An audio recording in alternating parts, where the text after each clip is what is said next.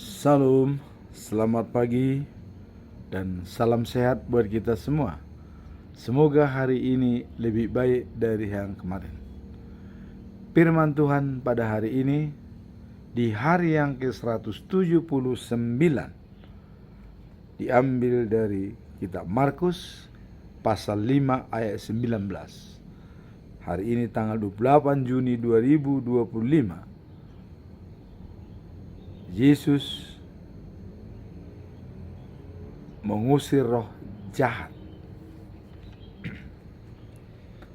Sebagai nats adalah sebagai berikut. Yesus tidak memperkenalkannya, tetapi ia berkata kepada orang itu, "Pulanglah ke rumahmu, kepada orang-orang sekampungmu, dan beritahukanlah kepada mereka segala sesuatu yang telah diperbuat oleh Tuhan atasmu, dan bagaimana Ia telah mengasihi engkau." Nah, di sini ada kata-kata Yesus tidak memperkenalkannya. Dan di ayat sebelumnya mengatakan bahwa dia ingin ikut Yesus, tapi Yesus menolak, tidak memperkenalkannya, dan bahkan disuruh pulang kepada keluarganya. Itulah yang mau kita coba telusuri, apa makna daripada perikop ini. Nah, kemudian bagaimana biasanya kita tetap masuk dalam ayat bulan Juni yang kita lihat dalam 2 Korintus pasal 5 ayat 17. Transformasi spiritual dari hidup lama yang berdosa menjadi hidup baru, menjadi bersama dengan Yesus Kristus sebagai ciptaan baru. Nah, itulah dikatakan transformasi spiritual dari hidup lama menjadi hidup baru, untuk selanjutnya bisa menjalankan karakter Allah, yaitu kasih, dan menjadi saluran berkat bagi semua orang. Sekarang kita masuk dalam perikop ini.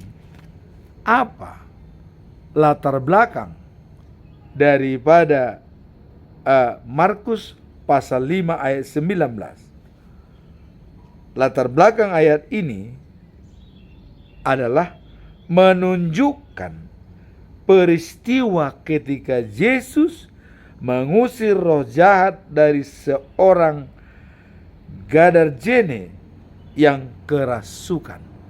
Jadi seorang yang Gadarjene, dari Gadarjene kerasukan, ya. Kemudian setelah sembuh, dia minta ikut Yesus, tapi Yesus berkata, "Pulanglah ke rumahmu, kepada orang-orang sekampungmu, dan beritahukanlah kepada mereka agar apa yang telah diperbuat oleh Tuhan atasmu dan mengasihimu." Jadi Yesus memerintahkan supaya dia pulang ke rumahnya, karena sudah lama dia diasingkan oleh keluarga. Artinya dia kalau bahasa Batak ini dibiangkan, artinya diikat kakinya pada kayu karena kerasukan setan, ya. Itu, dan justru dia tidak berpakaian, telanjang bulat, ya. Nah, disinilah Yesus melihat penderitaan dia. Nah, sehingga setan yang ada di dalam dia pun mengenal Yesus. "Oh, saya kenal kamu," katanya. "Ya, jangan bunuh saya, jangan hancurkan saya." Itu kalau kita lihat dalam Injil Lukas pasal 8 ayat 26 sampai 39, ya. Yaitu khotbah pada minggu yang lalu, ya, bahwa ada seorang, ya, yang dari Gadarjene kerasukan setan, dan berkata roh jahat itu keluar dari orang itu karena sering roh jahat itu, ya, mengorek-orek dia. Nah, maka untuk menjaganya ia dirantai dan dibelenggu, tetapi ia memutuskan segala pengikat itu dan dihalau oleh setan itu, ya, ke tempat-tempat yang sunyi. Jadi artinya setan itu tahu kalau Yesus itu mau membebaskan dia dari rantai pengikatnya. Maka dikatakan, dan Yesus bertanya kepada dia, "Siapakah namamu?" Kata Yesus, jawabnya, "Legion," karena ia kerasukan banyak setan. Jadi setan itu bukan hanya satu, banyak setan yang masuk di dalam diri dia. Maka dikatakan namanya adalah Legion. Dan setan itu pun memohon kepada Yesus. Jadi ada permohonan dia kepada Yesus, ya, dikatakan supaya dia jangan, ya, memerintahkan mereka masuk dalam jurang maut. Itu diminta oleh setan, jangan kami keluarkan dari sini dan masukin ke jurang maut. Takut juga setan itu. Tapi Yesus juga sangat persuasif. Permohonannya itu dikabulkan, ya, dikabulkan. Nah, jadi dikatakan bahwa ia diperkenankan mereka memasuki babi-babi itu. Jadi akan dimasukkan kepada babi-babi. Jadi tidak dijatuhkan ke jurang, tapi dimasukkan ke dalam babi. Tapi apa yang kita lihat, keluarlah setan-setan itu dari orang-orang itu dan memasuki babi-babi itu. Dan kawanan babi itu terjun dari tepi jurang ke dalam danau lalu mati lemas. Jadi tetap diterjunkan dari jurang ke danau. Walaupun tadi dikatakan jangan terjunkan kami ke danau, tapi di dalam babi itu dia terjun ke danau dan juga mati lemas. Nah, itulah peristiwanya. Nah, sekarang kita masuk dalam perikop hari ini. Apa latar belakang daripada perikop ini? Bisa dikatakan bahwa Yesus memerintahkan untuk pergi dan tidak mau mengikuti Yesus. Latar belakangnya adalah menunjukkan peristiwa ketika Yesus mengusir roh jahat dari seorang Gadarjen yang kerasukan. Jadi setelah sembuh dia minta ikut Yesus, tapi Yesus menolak. Nah, jadi artinya adanya suatu anjuran Yesus, dikatakan, "Pulanglah ke rumahmu kepada orang-orang sekampungmu dan beritahukanlah kepada mereka apa yang telah diperbuat oleh Tuhan atasmu dan mengasihi engkau." Jadi kalau para teolog ini menganggap bahwa peristiwa ini bukan hanya untuk pribadi yang kerasukan setan diusir oleh Yesus, tetapi juga membangkitkan semangat dari semua orang-orang yang mengalami kesulitan. Jadi ini hanya satu contoh bahwa seperti inilah perbuatan Yesus kepada semua orang yang tekun dan percaya kepadanya. Jadi bukan hanya sebagai contoh, ini dari teologis.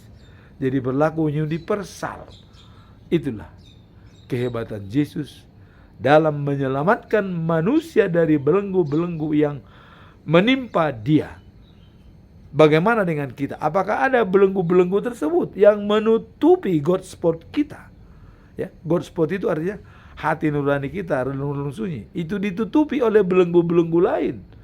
Apakah dengan keluarga, apakah dengan di kantor, apakah dengan pekerjaan, apa dengan tugas, ya. Sekarang Yesus datang membebaskan belenggu-belenggu itu. Apakah kita mau? Tinggal kita mengikutinya.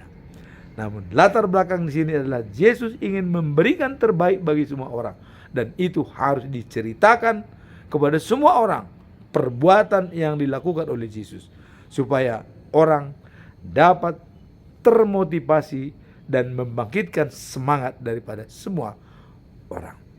Sekarang apa tujuan utama daripada Markus pasal 5 ayat 19 ini?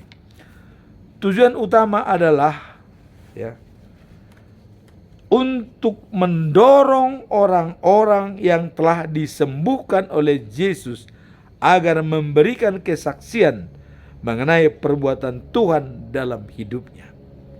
Jadi Yesus menekankan pentingnya berbagi pengalaman iman sebagai bentuk pengabdian dan untuk membawa orang lain mengenai kasih dan kuasanya. Jadi di sini tujuan utamanya adalah supaya perbuatan Yesus itu, kasih, anugerah, dan keselamatan yang diberikan disebarkan kepada semua orang, disampaikan kepada semua orang. Jadi kesaksian hidup kita berpengalaman dengan Tuhan itu sangat penting untuk disampaikan kepada semua orang. Nah, itulah tujuan utama daripada perikop. Sekarang apa pesannya? Pesan moral daripada perikop ini. Pesan moralnya adalah pentingnya berbagi kesaksian mengenai perbuatan Tuhan dalam hidup kita. Jadi, apa perbuatan Tuhan dalam hidup kita selama kita hidup? Saya contoh sudah 72 tahun saya di dunia ini. Pengalaman apa yang mau saya sampaikan kepada semua orang? Ada satu pengalaman yang sangat penting nanti akan saya sampaikan. Nah, jadi agar orang yang telah disembuhkan untuk kembali dan memberitakan kesaksian tersebut. Artinya dia tidak mau mengikuti Yesus. Walaupun dia minta ikut Yesus, tapi Yesus mengatakan, pulanglah ke rumahmu, ke keluargamu. Karena selama ini kau sudah terpisah dari keluarga, karena sudah diasingkan, sudah dirantai, sudah ditelanjangin, diasingkan di rumah lain, tempat lain. Pulanglah dengan keluargamu, sampaikanlah dengan sekampungmu, sehingga mereka akan sangat kagum. Karena dia sudah disembuhkan oleh Yesus dan diberikan bajunya dan sudah baik, sudah seperti manusia biasa kembali pergi ke rumahnya. Yesus mengatakan, beritakan berita ini. Satu kesaksian, saya ada kesaksian tentang bagaimana maaf.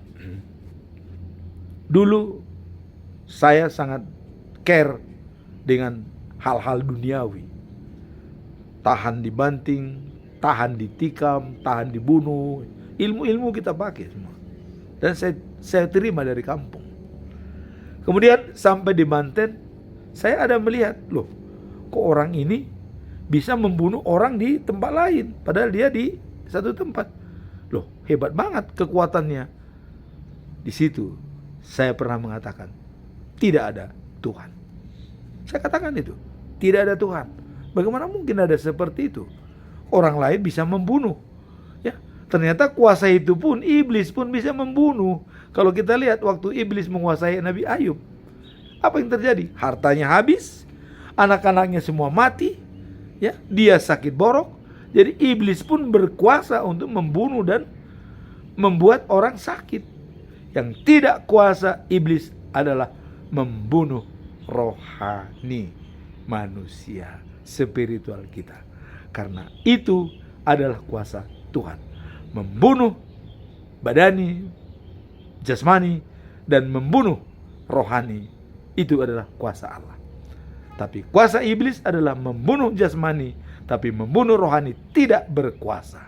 Nah, inilah yang saya katakan tadi, membunuh jasmani, saya lihat bebas. Saya katakan, saya tidak percaya dengan Tuhan. Apa yang terjadi? Pada suatu saat, saya dibawa ke satu tempat dan terbang di atas gunung dan tidak boleh menoleh ke atas. Tertelungkup dibawa ke atas. Setelah sampai di atas puncak gunung, ditunjukkanlah sebuah kota yang sangat indah. Warnanya hanya biru, terang, bercahaya. Kota itu sangat bagus. Dan saya keluarlah sinar dari atas dan kata-kata, akulah Tuhan Allahmu, tidak ada Allah lain. Saya sadar hanya dialah yang disembah. Jadi apa yang saya katakan tadi, pikiran saya mengatakan tidak ada Tuhan, itu adalah hanya dari luar, dari badani. Karena saya melihat orang bisa membunuh orang. Ternyata iblis pun berkuasa membunuh orang, merusak apapun semaunya. tapi tidak berkuasa untuk membunuh rohani kita. Itulah kedatangan Yesus. Dia disalibkan, dikuburkan 3 hari, hari ketiga bangkit dari liang kubur dengan kuasa Allah. Jadi kuasa iblis adalah mati, mematikan orang atau kematian. Tapi kuasa Allah adalah kebangkitan, bangkit ke surga. Itulah kesaksian inilah yang perlu disampaikan kepada semua orang, termasuk kesaksian orang yang sudah disembuhkan dari kerasukan setan. Ya, kita tahu setan itu sulit untuk dihadapi, tapi bagi Yesus itu sangat mudah. Begitu diusir keluar, perintahkan kepada orang itu, beritakan apa yang sudah diberikan oleh Tuhan kepadamu. Sekarang, apa implementasi daripada perikop ini? Apa penerapannya dalam kehidupan sehari-hari? Ya, mari kita lihat. Implementasinya adalah pentingnya berbagi kesaksian tentang perbuatan Tuhan dalam hidup kita. Seperti yang saya ceritakan tadi. Kesaksian itu bisa menjadi pedoman bagi kita. Jangan bermain-main dengan Tuhan. Jangan. Tuhan sudah mengatakan, akulah Tuhan Allahmu. Tidak ada Allah lain selain daripada aku. Kalau dalam ayat CD saya, dalam Yesaya pasal 48 ayat 17 dikatakan, akulah Tuhan Allahmu yang mengajarkan kepadamu sesuatu yang berguna dan membimbing engkau di jalan yang kau tempuh. Sudah jelas. Itu kita tinggal minta dikuatkan oleh Tuhan. Bila perlu waktu mau tidur pun kita bacakan itu. Kemanapun kita bacakan itu ayat CD kita. Itulah yang dimateraikan oleh Tuhan dalam diri kita. Seperti tertulis dalam Yeremia pasal 33 ayat 31. Nah, sehingga kalau itu sudah terpati, tidak perlu lagi orang menasihati, kenallah Tuhan. Kenallah, tidak perlu. Seperti ayat 34 dalam Yeremia 33, 34 ya. Tidak perlu lagi mengatakan, kenallah Tuhan. Dan karena sudah dipatrikan, sudah dimateraikan hukum-hukumnya, ditulis dalam batin kita, ditulis dalam hati kita, ditaruh dalam batin kita, supaya kita menjadi anak Allah dan Dia menjadi Allah kita. Maka dalam Matius pasal 5 ayat 9 dikatakan, ya, berbahagialah orang pembawa damai, karena dialah disebut anak-anak Allah. Implementasinya di sini adalah jadilah pembawa damai supaya kita dianggap menjadi anak-anak Allah.